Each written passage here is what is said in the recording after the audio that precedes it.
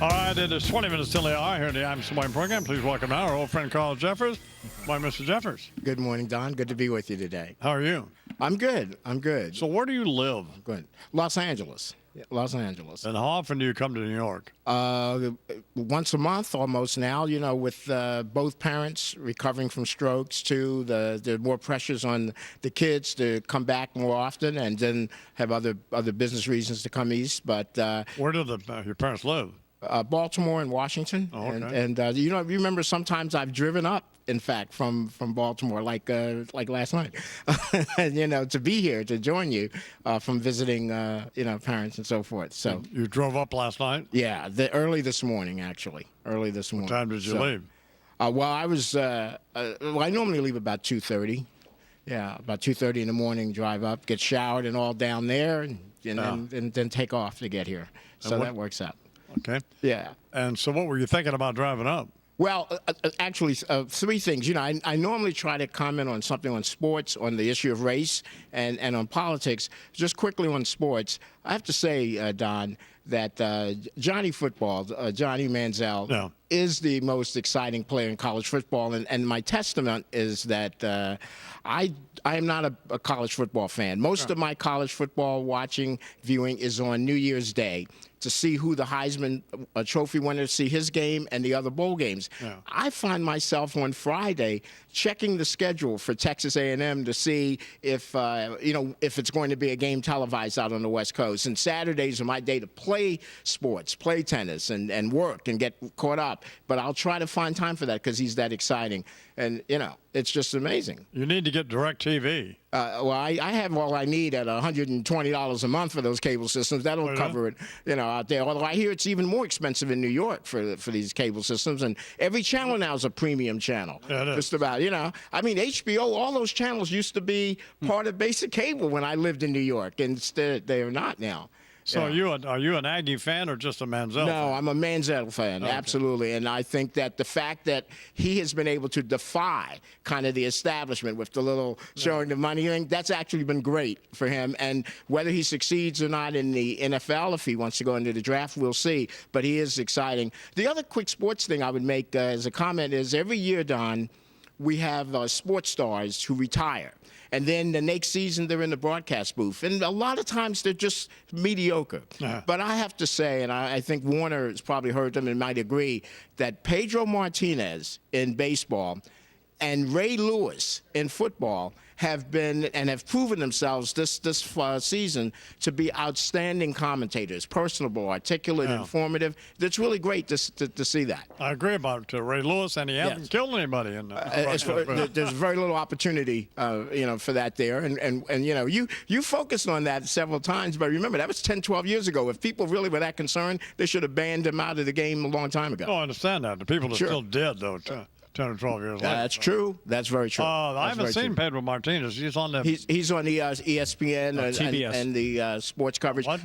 Pedro's on TBS. He was on the pregame show with like Olbermann and those guys on TBS. That's right. That's right. And he's just outstanding. Everybody good. It's fun. Yeah, he's fun. He's you know what it is? It's the fresh perspective of their knowledge of the game that they bring it across in a way that you aren't getting. It doesn't mean any of the others are bad. They just enhance the coverage, and I appreciate that.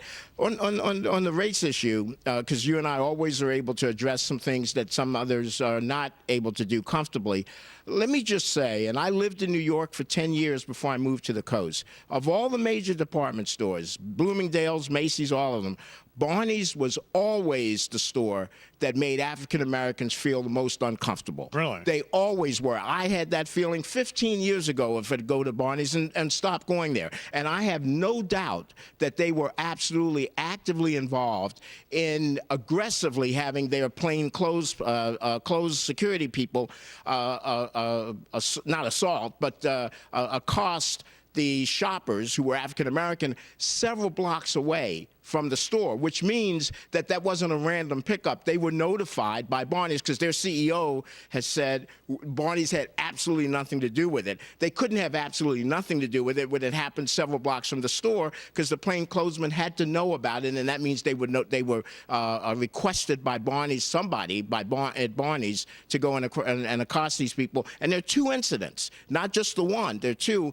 and I I say that they deserve full support in airing this, and their CEO says that Barney's has a zero tolerance. Well, I don't know how he's doing his math, but I'm glad he wasn't dealing with the deficit. Well, what exactly happened?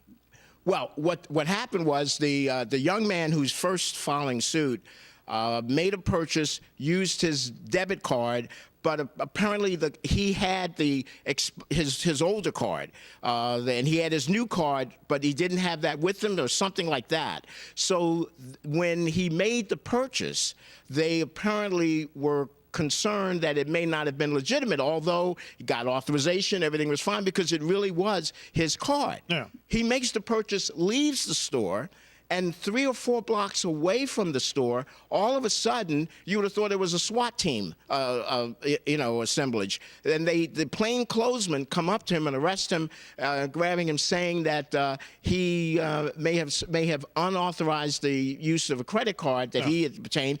And they made the point of asking him, how do you afford to make a purchase like this, just like Oprah got in the store that she went to. Yeah. And this is absolute profiling. And because Barney's has such a reputation for doing this, I tend to side with, in fact, the charges. And now we have another case, another person, so that's going to add a lot of strength to it. What happened with the other case? Same thing, same thing. And she indicates that it was also after she left the store, they came to her, accosted her, stopped her, and then did a search and embarrassed her and humiliated her. I say Barney should pay in a way symbolically to send a message that this is wrong. This has to stop. What eventually happened with these two people? Well, one of them, the first one, the young man, he has just filed the lawsuit. And the other interesting. But I mean, what happened there at the time? Did you get to keep the stuff? Or I don't know. I don't know whether they. Well, they couldn't deny him the stuff because the purchase was legitimate. Sure. They did verify that.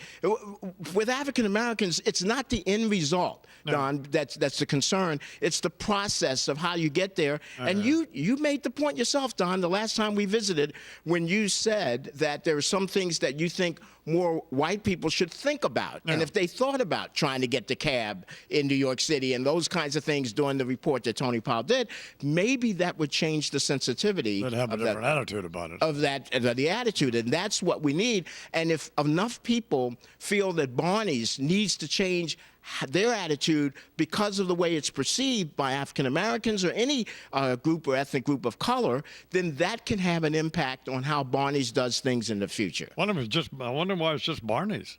Well, I don't know that it's just Barney's, but Tony tells me. Yeah. Works on a program. He's African American. Yes. That he can walk across the street to any of these stores. Yeah. And walk in, and they will follow him around the store. Well, that's what they would do at Barney's. You'd see the same person in one aisle, and then you were 5 hours later, they'd be at the end of the aisle looking down to see what you're doing. If you perceive that, Don, it is the most humiliating kind of activity. But if you're not subject to it, it's not on your mind. If you're white, you're a shopper at Barney's, and you may be a liberal and voted for Ted Kennedy and everybody and still not be sensitive to that. So it's not a liberal conservative issue. It's an issue of race, but it's not a bitterness thing. I raise it because I think we need to raise the level of awareness, and you and I are doing that. Always nice to see you. I just make the political comment. The Republicans may have salvaged an opportunity out of a disaster over the government shutdown because they have accomplished by default what they couldn't accomplish in the government shutdown. Remember, that was originally designed to be an effort to defund Obamacare and to roll back the requirements. That failed. The American people didn't buy it, and in the process, they clearly lost a lot of prestige and caveat with the American people. Now that the shutdown is over, they acknowledge their loss. The Republicans took a big suffering for it. Now the focus is back on Obamacare, and if they had stayed on Obamacare instead of switching off to the debt, they would have been able to really make the point. But what this will do is enable them to minimize some of the damage that they had, because the fact is the American people don't like the government anyway. You know, George Will used to tell the story. We're out of time. Okay, George tells the story, 535 people within the House and the Senate.